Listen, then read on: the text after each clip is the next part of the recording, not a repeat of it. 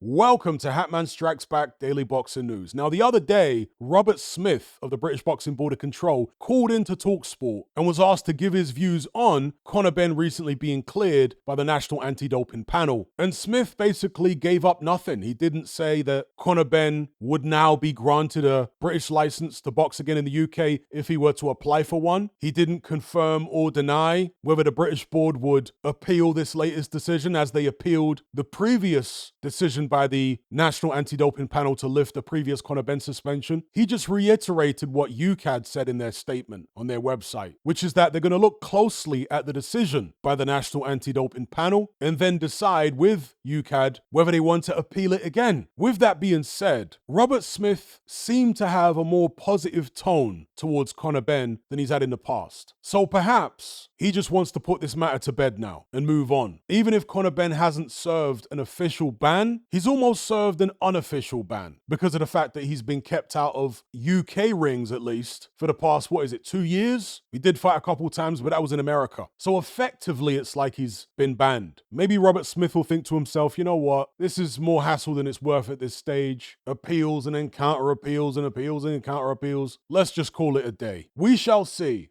If that does happen, what does Conor Ben do next? Does he go straight into a Chris Eubank Jr. fight? A fight which personally, I've never really been interested in. I always thought that was a strange matchup right from day one. Go back and check my videos at the time when that fight got signed. I was saying that to me, this is a weird fight. All the way back then, I was saying I would rather see Eubank Jr. pursue world honors at 160 and Conor Ben pursue world honors at 147. They're trying to force a fight to happen to exploit the family names of both fighters. The fight hasn't come about organically. And of course, I still feel that way now. Nevertheless, if the fight happens, the fight happens. I'll cover it, of course, because it's going to get a lot of views, just being honest. But as I say, I would prefer to see both guys pursue championship fights in their respective divisions. Now, Conor Ben was at the Boots Ennis fight over the weekend. He says he'd like to fight Boots Ennis. He says that he's happy to go straight into a big fight next and that he doesn't require a tune-up. He's ranked number 2 by the WBC, also number 2 by the WBA, number 4 by the IBF, and number 8 by the WBO. He says he wants to pursue the WBC route, the WBC champion being Mario Barrios. Terence Crawford is champion in recess. Now, the person ranked above Conor Ben in the WBC rankings at number 1 is Solomon Sissoko. He's a French-Senegalese fighter, currently 17-0, 9 KOs. Would Conor Ben be willing to fight a final eliminator against him, or would he prefer to try and leapfrog him and get the champion Barrios to face him in a voluntary defense? I guess it depends upon how dangerous Barrios thinks Conor Ben is and how much commercial value he thinks he brings to the table, whether the risk-reward is attractive enough for him. Now, personally, I think it would be prudent for Conor Ben to have a decent test before challenging one of the champions. And yes, I know a decent test is also a risk, but I think it would stand him in good stead. And I think it would go a long way, if he were to win that is, in redeeming his reputation with the public, particularly the British public. So the opponent I'm going to suggest is not particularly highly ranked. In fact, he's only ranked in the top 10 by one of the 4 major world sanctioning bodies. And that is Esman. He's ranked number 9 by the WBO, which is just one spot below Conor Ben in the WBO rankings. A few years ago, when Frank Warren was suggesting that Conor Ben fight Esman, I kind of scoffed at it. I thought that would be a step down for Conor Ben because at the time he was on a pretty good trajectory. This was before the whole Eubank thing, right? When he was knocking out people like Chris Van Heerden and Chris Algieri. Van Heerden had fought guys like Errol Spence and Boots Ennis, and Algieri is a former world champion.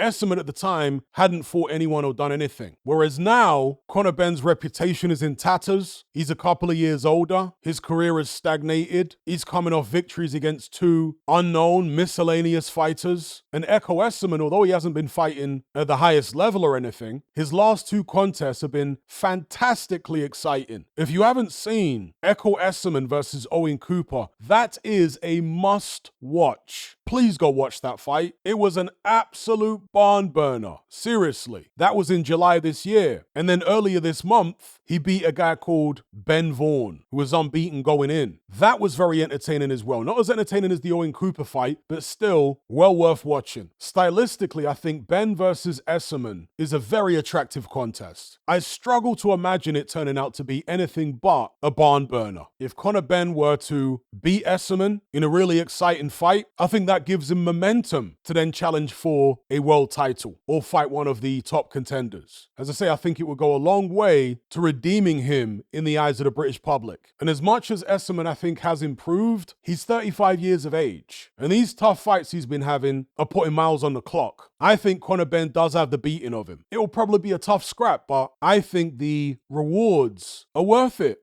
If they decided to go down that road, it should be an easy fight to make. Conor Ben is with Eddie Hearn, obviously, and Echo Esman is a Frank Warren fighter. And since Warren and Hearn are best buddies these days, then making that fight shouldn't be an issue. Esman is 21-1, 8 wins by KO. His sole defeat was to Harry Scarf last year on a 12-round UD. Conor Ben, 23-0, 14 KOs, 28 years of age. Anyway, those are my thoughts. Leave yours in the comment section below. Don't forget to like this video. It really assists me by way of the YouTube algorithm. Share the video as well, and subscribe if you haven't done so already. Are you surrounded by mindless bots in human form who adhere to the norm and blindly conform? Who swallow all the mainstream BS and actually ridicule you for questioning things? Do you wish you had more free-thinking individuals in your life to network and converse with? Well, look no further. We're right here. Come and join the Brotherhood of Reason on Patreon. You'll gain access to my weekly topical content where we take deep dives on an endless variety of subjects, as well as my vast back catalogue of podcasts, videos, interviews, movie decodings, and my Confessions of a Nightclub Bouncer series. You'll also get to talk and network with myself and hundreds of other people in our members chat. You can enjoy all this via the Patreon app or on desktop and download all my podcasts in high quality MP3. There's no contract, no commitment. You can cancel at any time just like Netflix, but it's a hell of a lot cheaper. Just download the app from the Play Store or the App Store, or simply visit patreon.com on a web browser. Then head on over to my page and select the tier called the Brotherhood of Reason. All the links are in the description box below. And just a quick money-saving tip for Apple users. If you purchase your Patreon subscription on the desktop site or on Android, then you'll avoid the ridiculous 30% fee that Apple charges for purchases made on the iOS app. So if you're on iPhone or iPad, save yourself some money by buying your subscription on the actual Patreon website or on Android because it's a lot cheaper. Once you've made that initial purchase, you can then use the Patreon app on your iPhone or iPad thereafter to access and enjoy your content as normal.